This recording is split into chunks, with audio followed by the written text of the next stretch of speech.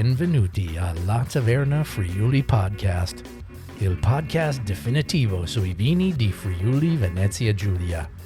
Sono Wayne Young. Troviamoci qui ogni settimana per 4 chiacchiere con vignaioli e altri personaggi da questa sottovalutata regione del Friuli Venezia Giulia nel nord-est Italia.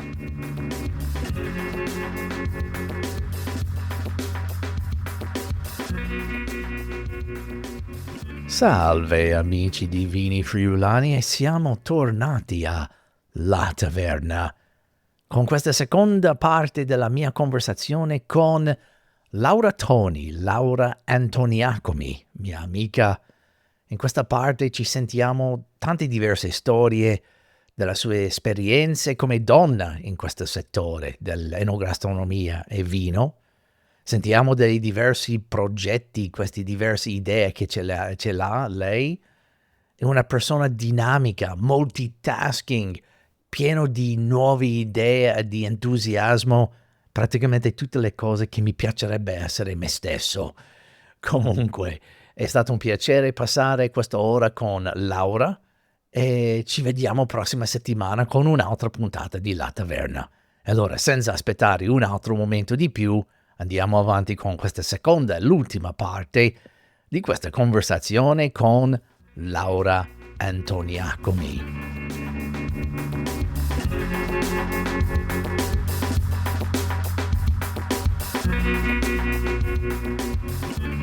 Sono curioso, io, solo facendo un piccolo passo indietro, tu hai detto che, correggimi se sbaglio, proprio come si è espresso questa idea, sei stato a disagio perché sei stato non formato, praticamente allora devi sempre imparare qualcosa di più, e perché sono donna, hai detto.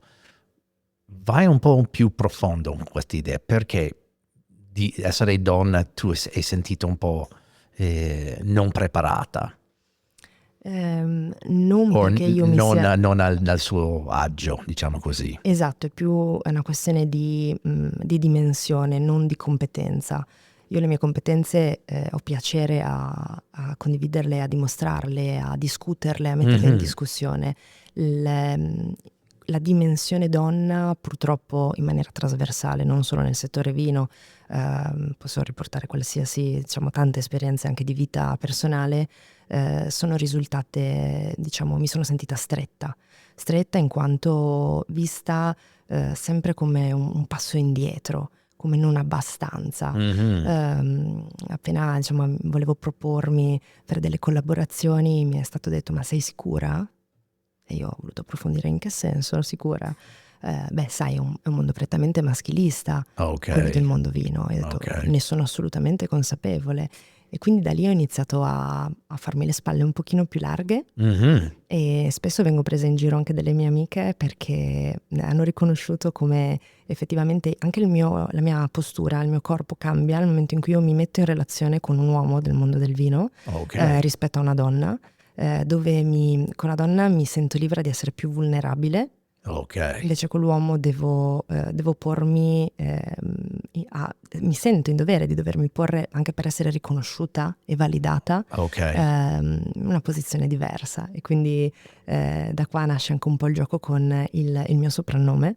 Io ho un cognome molto lungo che è Antoniacomi, che spesso viene, diciamo, anche pronunciato male, con le doppie eccetera, e proprio la lunghezza di questo cognome fin da sempre l'hanno un po' storpiato i miei amici, quindi Antonia, Toni, e alla fine è rimasto Toni. Toni, che qua in Friuli in particolare è un nome rilegato a quella figura mistica che vive alle osterie, un uomo di una certa età, quindi quello è l'immaginario collettivo del Toni, e invece poi Toni, in quanto giovane, donna, mondo vino, non te l'aspetteresti mai. E quindi è anche un po' una provocazione, visto che questo è il mondo che abito e che voglio abitare, e che voglio fare con tutta la mia vulnerabilità, quindi con tutta la mia, se vogliamo, delicatezza e, diciamo, modo di affrontare la vita, così nel personale, così nel mondo lavorativo. C'era un episodio particolare quando hai affrontato un po' questo mondo maschilista, dove hai sentito un po', e non lo so, empowered, no? Essendo anche una donna, ma una donna che ha affrontato forse una situazione non proprio gradevole contro un uomo che era un po' mascalista. C'era qualche esperienza che puoi raccontare? Si può anche lasciare fuori nomi e tutto quanto. Certo, ne ho davvero tante da Tante, raccontare, tantissime. Sì. Allora, è veramente ancora un problema nel mondo di enogastronomia Enorme, contro le donne. enorme problema. Non solo il mondo vitivinicolo, anche il mondo della cucina. Wow. Adesso io parlo di questo settore, ma ho esperienze, cioè appunto mi confronto spesso con, diciamo, con gruppi, anche con la mia associazione, e quindi è un discorso, una tematica che viene fuori, non dico quotidianamente, ma quasi. E per quanto riguarda il mondo del vino, durante una fiera in cui io ero responsabile della zona enoteca, sia dal punto di vista appunto logistico, promozionale, di racconto comunicativo, si avvicina un produttore di vino insieme ad un buyer e chiedono a me se potevano parlare con un responsabile, e io sorridendo dico eccomi qua, e al che mi dicono no, intendiamo col tuo responsabile, eccomi qua. Ok. E non accettavano assolutamente il fatto che, diciamo, la mia figura, quindi Ma pensa a te. sì, poteva ricoprire questo ruolo che diciamo, nella loro concezione poteva essere ricoperto solo ed esclusivamente da un uomo di una certa età, a sua volta. Al contempo mi è capitato anche, ad esempio, di avere delle conversazioni con altri uomini di altra età, e io affiancata a un ragazzo molto più giovane con molta meno esperienza di me. L'attenzione era rivolta solo ed esclusivamente a lui, come se solo lui avesse la possibilità, no, effettiva di rispondere e di dare voce a qualcosa che magari anche io avrei potuto assolutamente prendermi quella responsabilità e quello spazio. Wow. Questo è per portarti alcune esperienze, senza parlare di ovviamente tutto quello che è che sono molestie, tutte quelle che sono anche, diciamo, situazioni estremamente sessiste. Certo. Battute, commenti non richiesti, non appropriati. Questo accade nel personale, questo accade assolutamente anche nel mondo del lavoro, tantissimo. Certo. Momenti di paura? Momenti di paura a livello lavorativo no, per fortuna, ok. solo Per personale. fortuna. Sì. Ok. E devo dire che avendo iniziato comunque molto presto a entrare in questo settore, ho imparato a difendermi, e Brava. questo non è assolutamente qualcosa di cui andare fieri, secondo me. Vorrei la pace, la tranquillità di stare in questo settore, in questo ambiente, senza dovermi guardare le spalle magari, no? Purtroppo io ritengo che ci sia tanto lavoro da fare, e mi ha fatto tanto piacere che l'anno scorso ho iniziato questo progetto in cui ho intervistato tantissime vignaiole, donne, quindi nuove generazioni, giovani, locali, in cui mi sono confrontata sia a livello professionale che a livello personale su queste tematiche, e l'ho trovato veramente molto interessante. Sì, io spero anche che che si sviluppi una certa consapevolezza, un certo dialogo, no? E che quindi anche gli uomini che detengono questa consapevolezza, questa sensibilità, questa attenzione in situazioni conviviali dove vivono anche loro e vedono questi comportamenti, questi commenti avvenire all'interno di un contesto, no, conviviale, essere loro stessi i primi a dire ehi, forse anche no, vero? E non lasciare sempre che si sviluppi da solo, anche perché purtroppo così non è, abbiamo visto, no? E noi insomma possiamo difenderci e costruire i nostri ambienti e le nostre bolle sicure. Purtroppo non è sufficiente, è un lavoro che deve essere fatto nel tessuto sociale a 360 gradi, bisogna sviluppare questa attenzione che insomma a me fa tanta rabbia, no? A me sviluppa tanta rabbia, è qualcosa su cui io credo che bisogna parlarne davvero tanto. Io ho piacere e voglia farlo anche nel mondo, diciamo, vitivinicolo. Mi piacerebbe ovviamente non doverlo fare, mi piacerebbe concentrarmi più sulle storie, no? Delle persone, come dicevamo prima, però ritengo che sia fondamentale. Certo. Chi sono state delle donne viticoltori con cui hai parlato? Sentito delle storie. Tante. Allora, Tamara Podversic, Ok, Teresa Keber, certo. ho parlato con Marta Iacuzzi, Ok. ho parlato con... Strano, sono sempre... tutti questi 3 donne sono stati ospiti qui sulla taverna. Dai! Assolutamente. Bene, No, bene, sì, grandi sì. persone. Sì, Veramente sì, persone che io ricordo quando ho fatto la prima conversazione con Tamara, che sono rimasto... Abbiamo parlato proprio nei vignetti di Podversic, che il padre era occupato a fare qualcos'altro, lei mi ha portato in giro per vedere un po' l'azienda e ho detto subito tu devi venire per fare il podcast. Infatti, e anche Marta e anche Teresa sono stati ospiti fantastici. Sì, Ma pensa che bellissime persone. quando ho intervistato Tamara al mio talk, Ah, la sala era gremita di persone, ce n'erano davvero di tanti target, di tante provenienze, aveva attirato sicuramente tanta attenzione e ho voluto provocare il pubblico, non Tamara, perché Tamara insomma, è una persona deliziosa che anzi era qualcosa di cui avevamo già assolutamente parlato anche prima, quindi avevo il desiderio di provocare un po' il pubblico con alcune domande che toccassero proprio questi argomenti, no? Sul mondo diciamo, sul ruolo delle donne nel mondo del vino. E una volta terminato il talk, diverse persone si sono avvicinate chiedendomi come mai io sentissi l'urgenza e il bisogno, no, di parlare di certe tematiche, e io ho sottolineato proprio che è qualcosa su cui bisogna assolutamente parlare per sviluppare un pensiero critico, e mi è stato detto che non era così necessario. Non era così necessario perché dal privilegio di uomo non ha senso discutere di certe ma tematiche. queste persone erano maschi o femmine? Erano ovviamente maschi. Maschi, ok. Certo. Ma posso chiedere cosa hai chiesto a Tamara per fare questo risposta? Le ho chiesto proprio come ci si sente ad essere una figlia donna, quindi giovane, che prende in mano le redini di un'azienda dal peso anche, no, socioculturale come quella dell'azienda Podversic.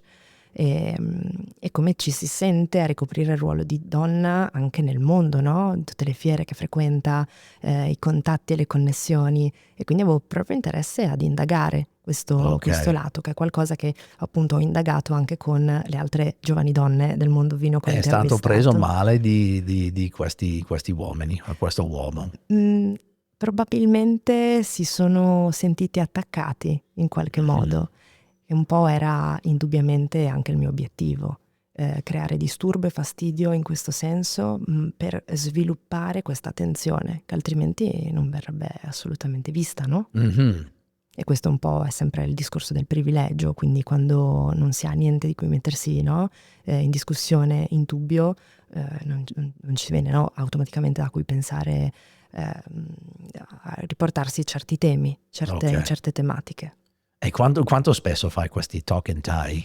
Una volta al mese. Una volta al mese? E li alterno tra appunto talk and beer e talk and tie, quindi parlo anche delle produzioni brassicole artigianali locali del mondo vino, e nelle occasioni speciali organizzo i talk and tiare, dove vado a abbinare un prodotto vitivinicolo o brassicolo, una realtà gastronomica locale, quindi una produzione che di base ha sempre, diciamo, come filo conduttore un virtuosismo, quindi una certa attenzione anche nella produzione, non solo dal punto di vista di sostenibilità economica e ambientale, ma anche umana.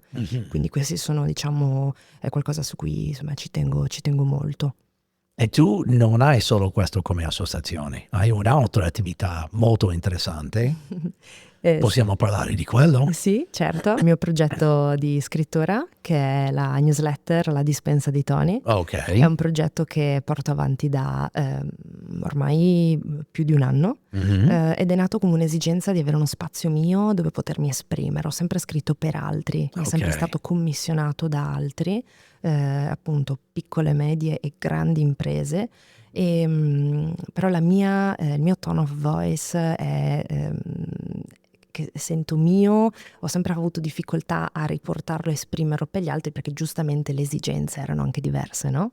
E quindi ecco che nasce un po' la dispensa, qualcosa che avevo sempre fatto per me stessa, quindi scrivere, prendere appunti, tutte le esperienze gastronomiche, i contatti, gli incontri, anche gli eventi stessi che organizzo. Mi è sempre piaciuto poi tenere traccia per me stessi. Ho detto, visto che c'erano persone che mi leggevano nell'intimità e mi dicevano guarda, è veramente interessante, è proprio bello come scrivi tu, no? Quindi la vera te, la vera espressione.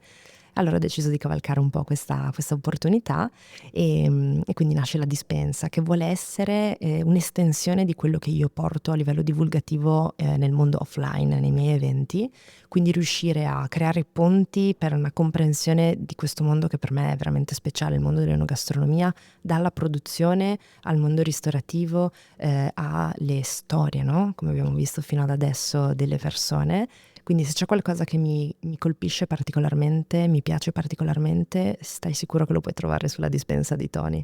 Non parlerò mai di qualcosa che non mi è piaciuto o non mi ha colpito, non ha toccato le mie corde, e quindi ecco. Sempre positivo. Sì, qualcosa che credo fortemente E sia dove necessario è una divulgare. cosa che devi iscriversi o Sì. un tipo di Substack o qualcosa così? Esatto, è un Substack e ci si può iscrivere gratuitamente e poi ho anche la pagina Instagram collegata, quindi la dispensa di Tony, ed è anche più facile magari seguire, diciamo, tutte le attività. E allora cosa pensi, perché abbiamo visto tu che vivi in questo ambiente, che sei coinvolto, appassionato del mondo del vino in enogastronomia, però vediamo adesso soprattutto delle persone della tua età un forte calo di consumo di vino. E c'è qualcosa che dobbiamo essere pauroso, dobbiamo avere paura di questa tendenza, o è solo un momentario dip e dopo torniamo su? Cosa pensi di questo cambiamento della tua generazione, perché io sono molto più vecchio di te, verso il consumo dell'alcol e vino in particolare?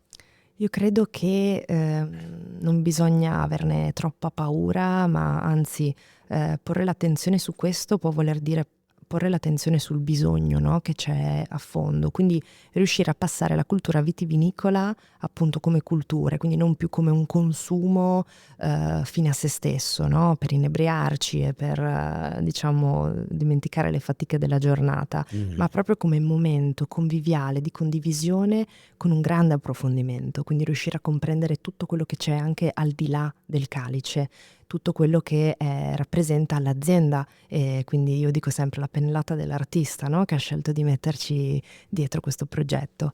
E quindi credo che il ruolo e il compito di divulgatori, divulgatrici, comunicatori e comunicatrici come me sia quello di a questo punto dare un'accelerata alle attività che possono stimolare questi pensieri, stimolare queste curiosità, perché è arrivato magari un momento in cui il consumo ha bisogno di più cultura, ha bisogno di più approfondimento.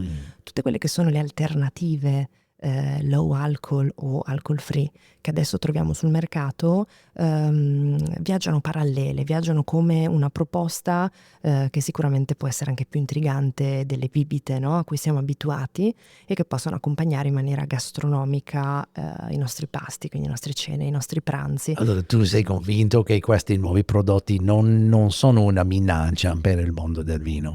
Non lo sono nel momento in cui una persona con pensiero critico sceglie come agire, no? E quindi cosa scegliere. Io ad esempio, se ho l'opportunità di scegliere un abbinamento diciamo col vino, sicuramente lo prediligo perché ho voglia di conoscere, di scoprire di più magari su quello che c'è dietro. Mi rendo conto che adesso, a maggior ragione con il nuovo decreto sicurezza, ci sia la necessità di ridurre il consumo. Questo non significa eliminare il consumo, significa magari preferire e prediligere una scelta basata, no? Su tutto quello che abbiamo visto fino ad adesso e quindi fatta con testa, con un senso, e quindi dare anche più significato alle nostre scelte. Penso che possa essere molto interessante in realtà, Certo. come sviluppo. Poi diciamo tutta la parte, non che sia cambiato tanto adesso col nuovo decreto, diciamo, sicurezza, semplicemente i controlli, no? Diciamo, cioè sono Certo. più frequenti e anche più. Sì, il livello è sempre quello. Sì, il livello è Sì. quello. Bisogna fare più attenzione sicuramente, ma prima di tutto per la propria salute, no? Bisogna partire anche da un po' bisogna cambiare un po' il paradigma di pensiero da questo punto di vista.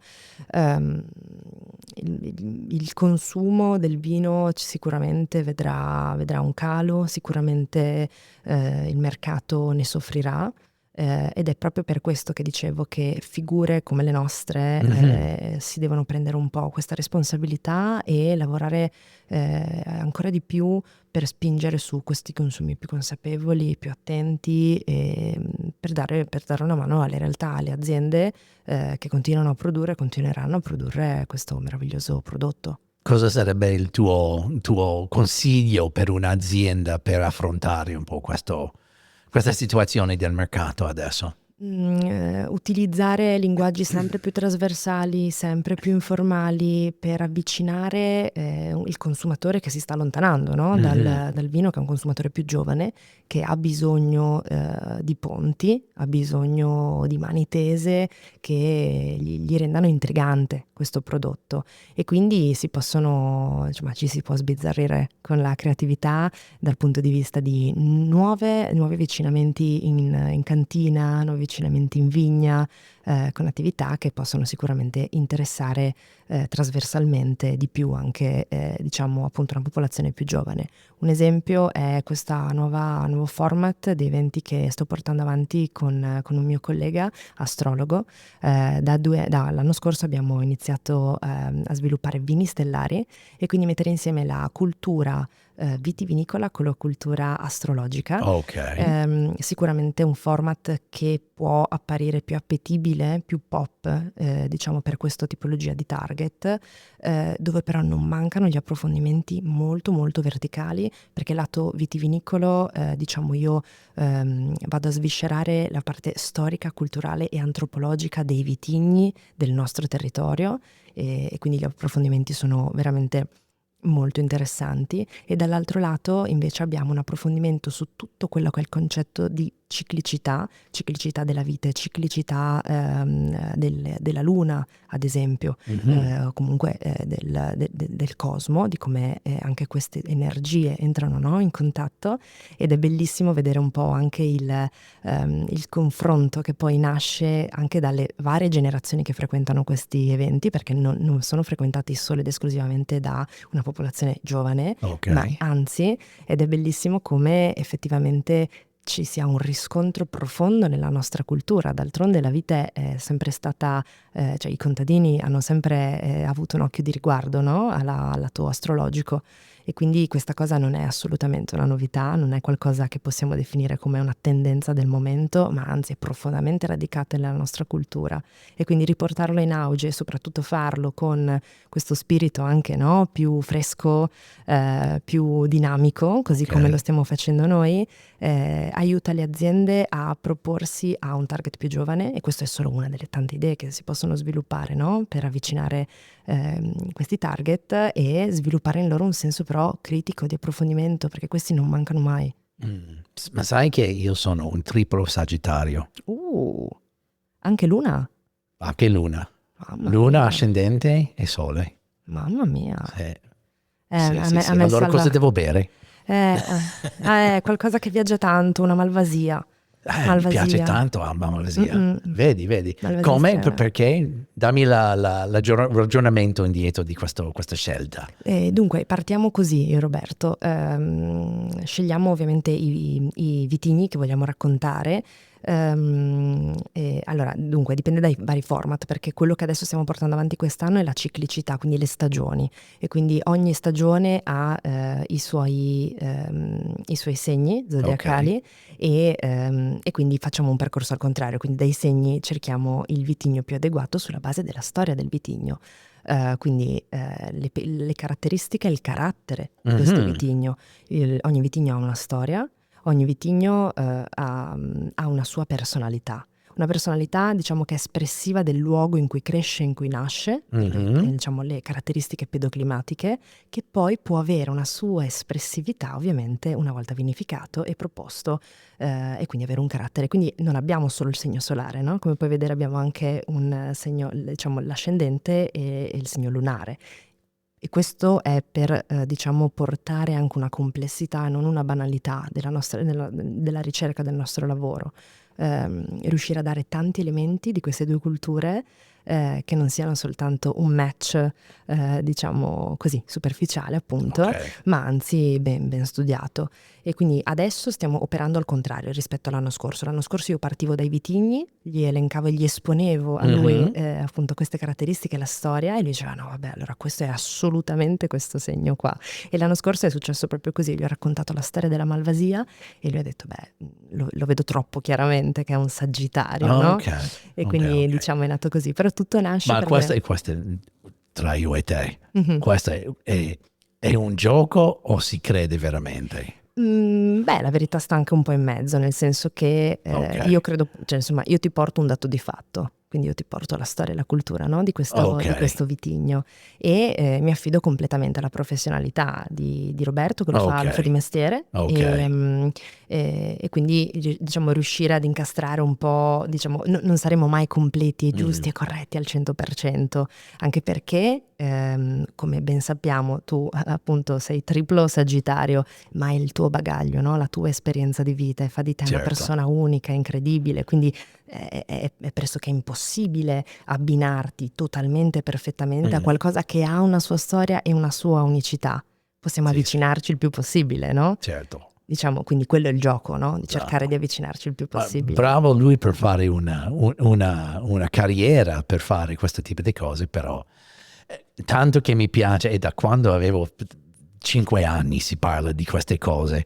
Io ricordo, avevo anche il poster del Sagittario nella mia camera quando ero teenager e tutto quanto, ma è una grande cagata, ma dai.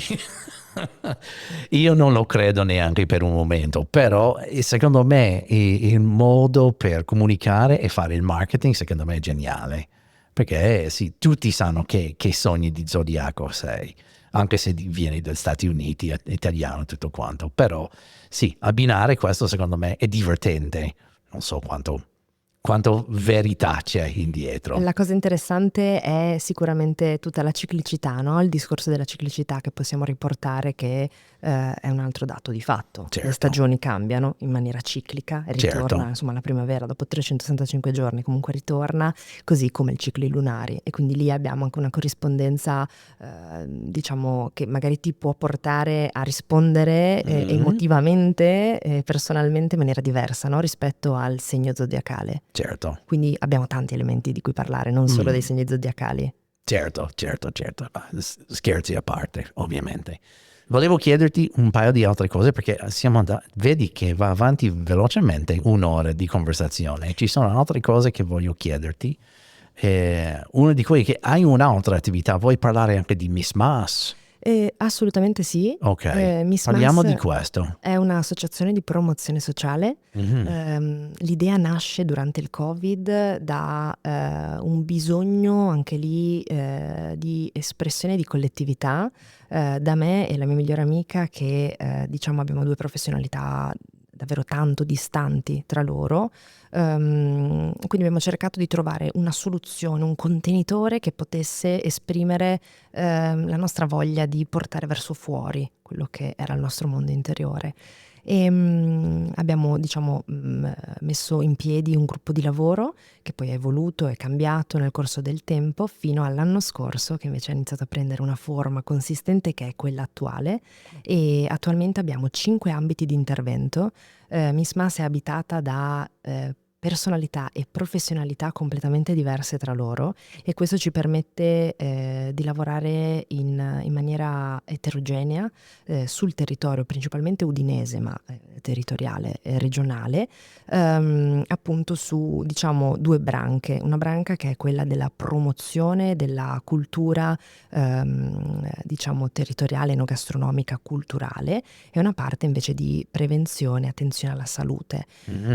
Quindi abbiamo la la parte di enogastronomia, quindi promozione culturale enogastronomica e culturale regionale, nella quale rientra e deve avviarsi anche la parte musicale, di ricerca musicale. Invece la parte di prevenzione è tutto quello che guarda all'educazione sessuale, all'affettività e alla sessualità, e alla parte di riduzione del danno, quindi la limitazione dell'uso da sostanze stupefacenti. Ok. E questo è molto interessante perché poi il connubio, soprattutto lato enogastronomico, riduzione del danno, è molto bello il riscontro al termine dei nostri eventi, dei nostri aperitivi, dei nostri appuntamenti.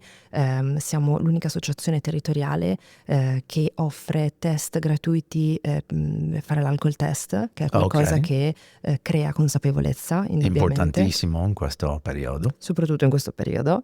E quindi principalmente quello che a noi piace fare è, partendo appunto dal basso, dalla collettività, riuscire a creare un confronto continuo e anche di ascolto. A noi interessa tantissimo l'ascolto sul territorio, un territorio che ha bisogno tanto di questa tipologia di confronti, di questo dinamismo, soprattutto Udine, e quindi in realtà nasce proprio da un bisogno di ritrovo e di cura collettiva sotto questi aspetti. Il fatto che siamo tante personalità e professionalità diverse ci permette di lavorare appunto in maniera molto ben districata sul territorio, con tantissime anche collaborazioni con altre associazioni e altre entità, da enti di promozione turistica all'ospedale di Udine, quindi riusciamo ad avere sicuramente un comprensorio anche interessante di dialogo regionale. Ok, interessante, molto interessante. Allora, volevo chiederti le ultime due domande, un po' più, diciamo, creativi, diciamo così. E sei scrittrice, allora tu scrivi. Che cos'è il titolo del tuo libro? Il libro della tua vita, come si chiama? Che domanda! Ti faccio pensare. Mi fai pensare, sì. È una domanda, il titolo del libro è qualcosa che va sicuramente scritto in corso d'opera, e adesso come adesso, in corso di quest'opera, io guardo al passato per costruire il futuro, però cerco di essere anche molto presente, quindi scusa, sto ragionando a voce alta, Sì, no? sì, questo mi piace. Quindi per me è fondamentale, e spesso mi è capitato di concentrarmi tanto sul passato o concentrarmi tanto sul futuro e di dimenticare di vivermi il momento, no? Qui ed ora. Quindi sicuramente è anche un obiettivo che mi pongo, no? Quello di cercare di stare qui ed ora. Però penso che anche durante la chiacchierata di oggi sia emerso tante volte la questione dell'erba sotto i piedi. Quindi probabilmente giocherai molto con queste parole. Ok. Sì, è venuto fuori un paio di volte. Sì, Ok. sì. Se potevi aprire una bottiglia di vino friulano in questo momento, cosa lo apri? Ieri ho bevuto un buonissimo Stroppolatini 2021. Che mi friulano? È piaciuto, sì, friulano, che mi è piaciuto davvero tanto e che mi sento così, proprio senza pensarci, su due piedi, di riportarlo. Sei un friulano lover. Yes, Anch'io. Abbiamo tante cose in comune io e te, questo mi piace tantissimo. E il futuro? Cosa vuoi fare nel futuro? Dove vuoi arrivare? Cosa sarebbe il futuro ottimo per te? Dove ti vedi fra 1 anno, 2 anni, 5 anni? Mi piacerebbe continuare a viaggiare tanto, perché il viaggio mi aiuta e mi stimola tantissimo la creatività. Devi andare in Giappone, no? Yes. Oh, fantastico. Parto a metà aprile, non vedo l'ora. Stupendo. E quindi mi auguro di viaggiare tantissimo e di non smettere mai di viaggiare, però sento che casa mia è qua. Sono tanto felice di poterlo dire finalmente, e ne sono abbastanza sicura. Poi non si sa mai nella vita. Esatto. Però devo dire che mi piace la dimensione del Friuli Venezia Giulia, e mi piace anche soprattutto perché non mi sento vincolata in nessun modo. Mi sono costruita la libertà di cui avevo bisogno per potermi muovere, e mi piacerebbe che questa libertà fosse condivisa in una collettività, e che quindi punto tanto su Miss Mass, punto tanto su questa realtà che sta crescendo in maniera molto molto veloce. I progetti stanno andando veramente bene, e e mi piacerebbe portare, diciamo, questa mia filosofia, questo mio manifesto che ti ho raccontato sempre di più all'interno di Miss Mass, e costruendo un gruppo di lavoro che possa agire, no, sul territorio regionale, poi ovviamente ci guardiamo anche intorno, anche nazionale, e mi auguro di non smettere mai di essere curiosa. Ecco. Allora io ho una proposta per te, e l'abbiamo già un po' accennato un po' queste cose, poi ti va di fare un po', ogni tanto, quando hai il tempo, di fare un po' di co-host con me qui alla taverna? Beh, sarebbe molto molto bello. Sarebbe un grandissimo piacere per me. Anche per me, Wayne. Ok, sì. Allora affare fatto. Affare fatto. Benissimo, buono. Laura, grazie tantissimo per il tempo oggi. Secondo me possiamo andare avanti anche per un'altra ora. Ma parlando... sai che sì, anch'io lo credo. Sì. Allora dobbiamo rifare un'altra volta. Grazie mille, Va Wayne. bene, grazie a te. Grazie. Voglio ringraziarvi per essere qui alla taverna. Non dimenticate di seguirci su Instagram alla Taverna Podcast, Facebook alla Taverna Friuli, e se ci ascolta su Spotify o Apple Podcast, lasciaci una recensione di 5 stelle.